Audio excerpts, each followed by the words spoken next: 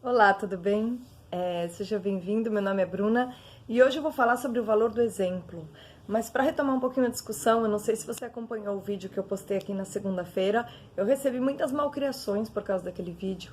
É um vídeo no qual eu falo sobre todos os bastidores do ativismo de direita em São Paulo e de o quanto que os grupos maiores eles têm se comportado de maneira bem ridícula com os grupos menores, né, os grupos ascendentes, que são grupos, são lideranças conservadoras, né?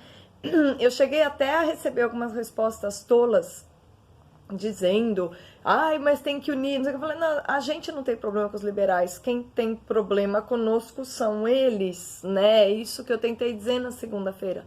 Né? E tá muito claro que as pessoas que já estão nas ruas há um tempo não estão lidando com a maturidade requerida com as novas lideranças que estão chegando e que representam um grupo com um pensamento um pouco distinto, mas com muitos pontos em comum, né? Então é por isso que a gente vai para a rua nas mesmas ocasiões, mas há diferenças, e há diferenças de pensamento no que diz respeito ao que a gente considera vital para a gente ter coesão social, que é a base da estabilidade política. E para os conservadores, isso, a base de você ter coesão social é uma partilha genuína e consciente dos valores, né? Então, relembrar os nossos valores, exaltar os traços da identidade ligados à nossa formação histórica é um elemento político importante. E esse é o motivo pelo qual a gente se preocupa tanto com cultura, né? Porque a gente entende que política não é unicamente saber fazer negócio, né? Política é um conjunto maluco de paixões humanas, e os seres humanos têm um traço inerente, esse traço inerente à natureza humana chama-se delírio, capacidade de enlouquecer por bobagens, motivado por paixões, que a gente pode... e as paixões negativas a gente traduz pelo nome pecados capitais, né?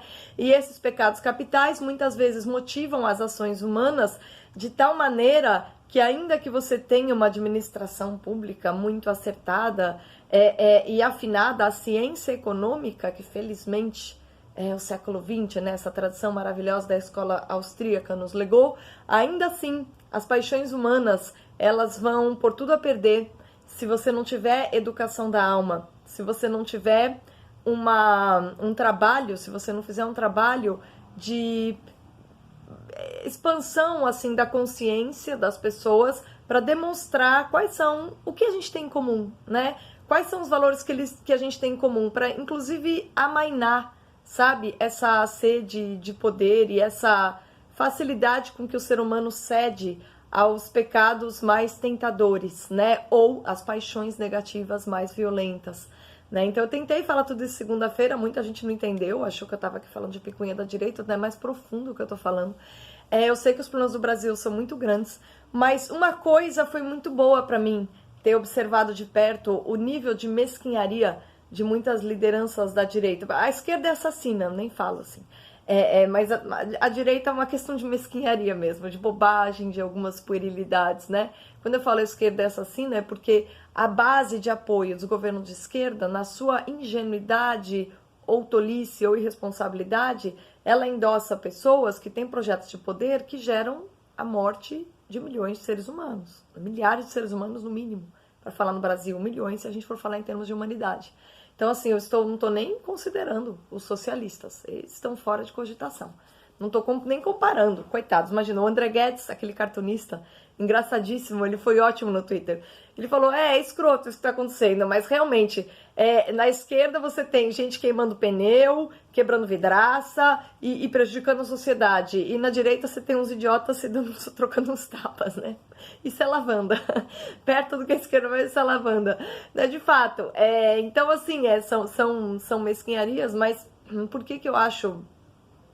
Porque, de certa maneira, para mim foi excelente ter passado por tudo isso. Porque me fez notar que realmente eu acho uma grande perda de tempo, né? Me envolver com essas questões, porque justamente pelo meu temperamento, eu não acredito que alguma pessoa possa salvar outra. Eu acho que nós é que nos salvamos, né?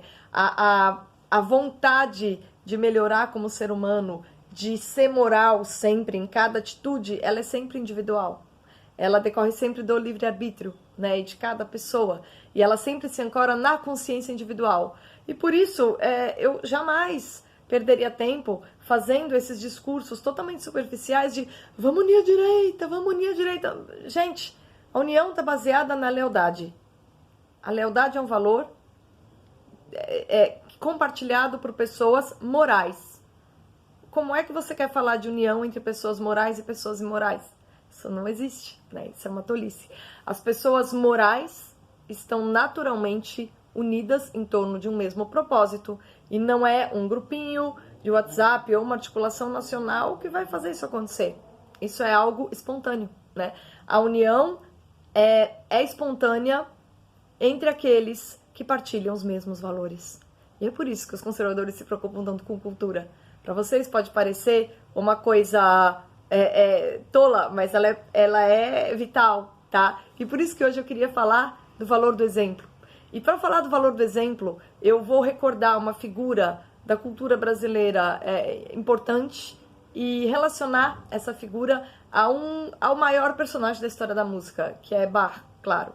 A figura de que eu vou falar é Villa-Lobos. Villa-Lobos não vou aqui entrar na discussão sobre ele ter participado da Semana de 22, não sei que relação ele tem com os modernistas. Eu sei que ele é um cara odiado por tanta gente, odiado por todas as vertentes políticas possíveis, o que me leva a crer que ele era uma figura interessante, independente e preocupado com criatividade, com arte, né?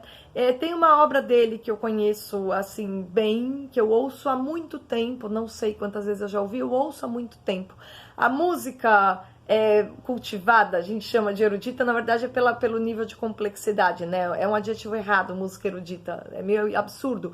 Mas em francês se usa o termo música cultivée, cultivada, no sentido de ser a música mais estruturada, diferente da música vulgar, que é aquela com elementos banais, assim, com poucos elementos. Ela é pobre, ela é esteticamente pobre. O que a gente chama de música clássica é aquela que é esteticamente, do ponto de vista da forma, dos recursos e da elaboração, ela é a mais sofisticada possível, né? E esse tipo de música, para quem gosta e acompanha e realmente cultiva esse hábito, eu cultivo desde bastante jovem. Eu comecei a ouvir música clássica, não sei, na adolescência. Meus pais são roqueiros, a minha família é mais roqueira. É algo pessoal mesmo, né? E assim, as músicas que eu ouvia naquela época, a primeira música que me impressionou foi o Adagio do Albinoni, que é uma música linda. E eu ouço ela até hoje, né? Depois eu me apaixonei por toda a obra do Chopin, pedi a obra completa, e eu ouço até hoje. Então, são músicas que a gente ouve a vida toda, porque o grau de elaboração, o nível de sofisticação é tão elevado que cada vez que você ouve, você percebe algo distinto. É como ler um clássico. Você pode ler o Dom Quixote 10, 15, 20, 30 vezes na sua vida e você vai sempre aprender com essa obra, né? No caso dessas composições muito sofisticadas, cada vez que você ouve, você tem uma experiência estética intensa, assim, todas as vezes. Não tem essa de enjoar, de deixar pra lá, de ficar ultrapassado. Não fica, é eterno, né? Eterno. E é muito interessante que o Villa-Lobos, querendo fazer algo importante, né, para a música, ele vai fazer um tributo justamente a Bach. E Bach, por que ele é... Bach é o maior nome da história da música, né? Eu fui ler, assim, nesse entusiasmo de reouvir as baquianas. Então, a obra dos Villa-Lobos aqui eu me refiro são as baquianas brasileiras. Baquianas em referência, clara, a Bach. Na verdade, é uma série de peças, todas elas fazendo referência aos concertos de Brandemburgo, né, que também são peças muito conhecidas de Bach. E, na verdade, o Villa-Lobos tem algo de é maravilhosa a atitude dele. Porque quando ele faz isso, o que ele está dizendo é: se eu quero ser bom, eu tenho que seguir o exemplo do melhor. É isso que ele está fazendo. Se eu quero ser bom, se eu quero fazer uma música realmente relevante, eu tenho de, no mínimo, mostrar o que eu aprendi com o grande nome da música, né? E ainda que eu seja brasileiro e que os elementos que eu queira valorizar são os elementos ligados à tradição do Brasil, né? ao folclore, algumas figuras, alguns elementos musicais próprios à cultura brasileira, eu tenho de voltar a esse grande nome, né? Bach, eu tenho aqui um livro que eu estava relendo sobre história da música, eu fui ler o capítulo sobre Bach e de fato, porque tá bem no meio do livro, né? E eles começam lá na Grécia, um grande compêndio sobre história da música. E aí, quando chega em Johann Sebastian Bach, o que os musicólogos escrevem? Eles escrevem assim: Bach se encontra no centro deste livro, como ele está no centro da música. Sem dúvida, o maior gênio musical de todos os tempos. Ele simboliza o último termo de um movimento polifônico, preparado desde a Idade Média, estimulado pelo século XVI e XVII. Ele resume 2 séculos de esforços e sintetiza 2 séculos de descobertas. Então, Bach não é alguém que inventa algo novo, mas ele sintetiza 2 séculos de trabalho estético super sofisticado numa obra muito extensa. Então, ele tem muitas peças e essas peças todas elas são muito originais, tá? Schumann, por exemplo, e aí ele é o grande exemplo de todos os músicos maravilhosos que viriam por aí, né? O Schumann, por exemplo, deu a seguinte declaração. Ele diz: Bach, aquele diante do qual todos os outros são apenas crianças, né? E o Villa-Lobos, a exemplo de Schumann e de todos os outros grandes nomes da música, então, querendo fazer algo de belo, de forte, ele volta a Bach. E eu não só queria recomendar que vocês ouvissem as baquianas brasileiras, as minhas favoritas são a quarta e a quinta, são as mais conhecidas, né? As baquianas brasileiras, pelo menos a quarta, que eu conheço bem, que talvez seja a minha favorita mesmo, ela foi escrita para piano lá em 1930, mas ela começou a ser escrita em 1930, só foi lançada, assim, veiculada em 1939 e depois, muito depois, ela recebeu um arranjo para orquestra. Então ele compõe para piano e depois ele faz um arranjo para orquestra. Eu particularmente acho que a versão para orquestra é mais bonita ainda, mas eu vou deixar na descrição a versão para piano. Inclusive tem até o próprio Nelson Freire, que é um pianista bem conhecido aí, ele executou pelo menos o prelúdio, né? São 4 movimentos, a baquiana número 4, eu acho lindíssima. E eu vou deixar algumas versões para vocês explorarem isso. E o que eu queria dizer, assim, para vocês, então, enfim, é que se a gente quiser realmente, do ponto de vista da política, construir um país melhor, a gente tem que se voltar, assim como o Villa-Lobos voltou pro Bach, sabe, para fazer uma composição linda, e ele fez. A gente tem que seguir os maiores, os grandes homens e os grandes exemplos, né? A gente tem que se afastar da mesquinharia, a gente tem que se afastar das pessoas baixas, a gente tem que se afastar daqueles que estão atrás de cargos, e a gente tem realmente de se preocupar com o que é importante, por mais distante que esteja de todos os milhões de problemas graves que o Brasil enfrenta. Tá? Por quê? Porque esses problemas graves todos, eles serão resolvidos por pessoas. E se essas pessoas não tiverem muito apuro moral e muita consciência de quais são os bons valores para que a gente reconstrua a nossa cultura política, esses problemas não vão ser resolvidos. Não é um plano, um manual, uma política pública que vai resolver os problemas do Brasil. É toda uma cultura política marcada pela perversão, pelo patrimonialismo,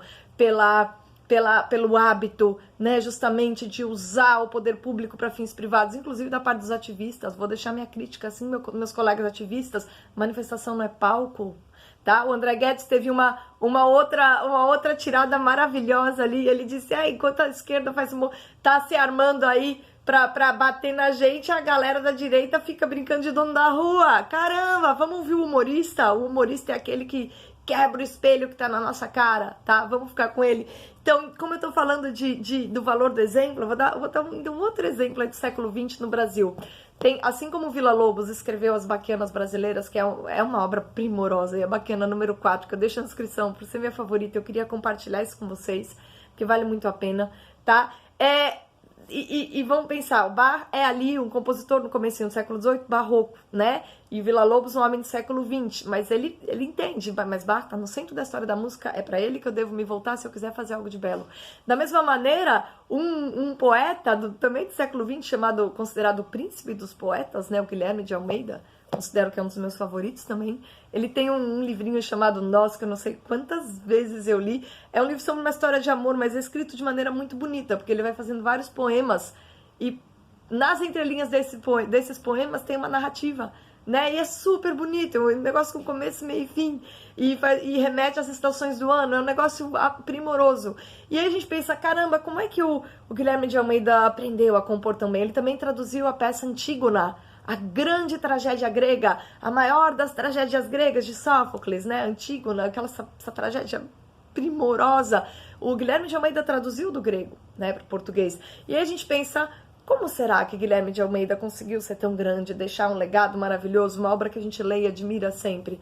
Bom, ele também fez o seu tributo, ele tem um livro chamado, não só traduziu Sófocles, mas ele tem um livro chamado Camoniana, né? Eu tenho, achei num sebo isso aqui.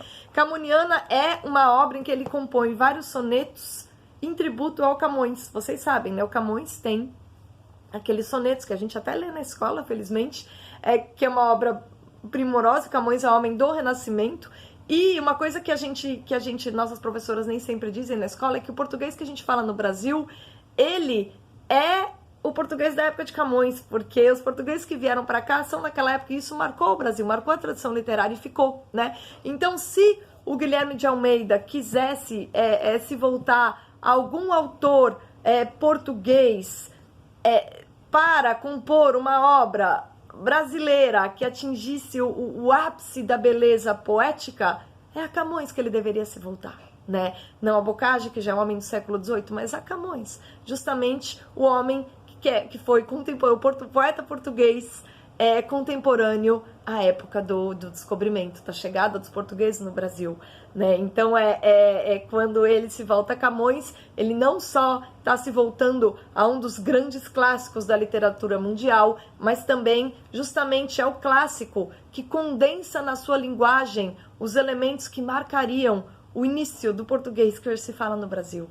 Então, vamos aprender com os grandes exemplos, sabe? O que a gente tem a aprender com cultura, com uma vida intelectual elevada, a gente pode transferir para a política, nos tornando menos mesquinhos, menos idiotas e verdadeiramente humildes, para saber que é com os grandes, é com as grandes almas que a gente aprende. E a melhor coisa que a gente tem a fazer com relação às pessoas mesquinhas é manter distância, para não contaminar nosso apuro moral e a nossa autoexigência moral, que é, para qualquer conservador, verdadeiro e legítimo, e não esses oportunistas que estão por aí, a verdadeira base, o pilar de uma educação política que realmente vá, a longo prazo, mudar a cultura política brasileira.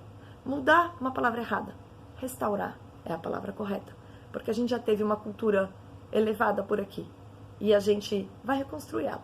A gente não tem pressa, a gente chega lá com Villa-Lobos e Bar, com Guilherme de Almeida e Camões, certo? Com boa moralidade e, com base numa boa moralidade, a melhor das atitudes políticas. Obrigada pela companhia, até mais.